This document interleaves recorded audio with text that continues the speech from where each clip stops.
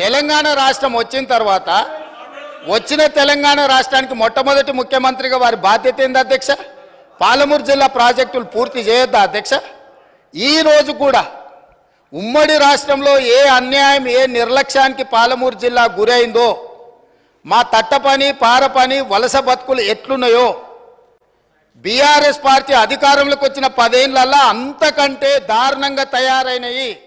ఇవాళ 10 ఏళ్ల తెలంగాణ రాష్ట్రంలో కూడా అదే కల్వకుర్తి, భీమా, నెట్టంపాడు, కోయిల్సాగరు, పాలమూరు, రంగారెడ్డి, ఎత్తిపోతల, సంగంబండ, రాజోలి బండ, జూరాల ఏ ప్రాజెక్టు కూడా ఈ 10 సంవత్సరాలలో దాదాపుగా 17.5 లక్షల కోట్లు అప్పులు లెక్కలైతే 20 లక్షల పైన కోట్ల రూపాయలు ఖర్చు పెట్టినా మా పాలమూరు జిల్లా ప్రాజెక్టులు పూర్తి కాకపోవడానికి వీళ్ళ దుర్మార్గం కారణం కాదా?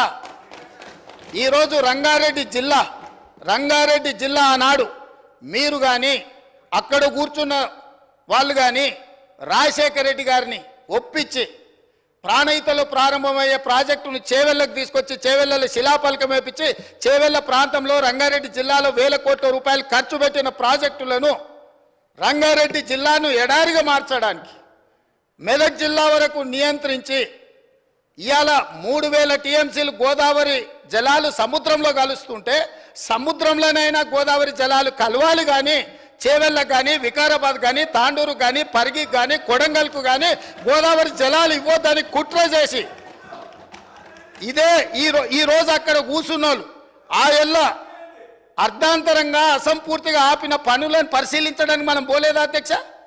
చేవెళ్ళ చౌరస్తాలో శిలాఫలకం ముందర మనం నిరసన తెలపలేదా అధ్యక్ష?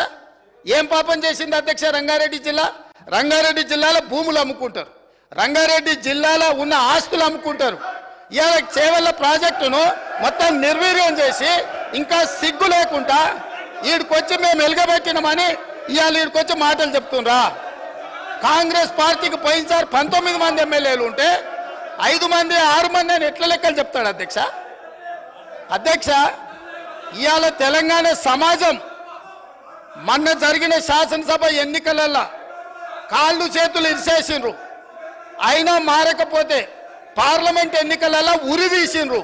గుండు సున్నా ఇచ్చినాక కూడా బుద్ధి మారకుండా ఇట్లా మాట్లాడు కరెక్ట్ కాదు అధ్యక్ష.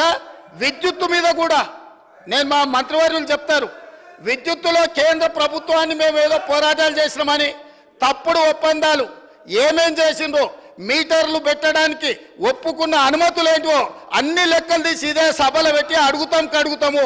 ఇప్పుడు మీ ద్వారా వారు నిజంగానే చాలా నిజాయితీగా నడుపుంటే నేను ఒక్కటే మాట అడుగుతున్నా, బతుకమ్మ చీరల మీద, కేసీఆర్ కిట్ల మీద, గొర్రెల పంపకాల మీద, ఈ 3 పథకాల మీద మీరు గొప్ప పథకాలు అంటున్నారు కదా, దీని మీద విచారణకు సిద్ధంగా ఉన్నారా? దీని మీద సమాధానం చెప్పండి అని నేను అడుగుతున్నా అధ్యక్ష.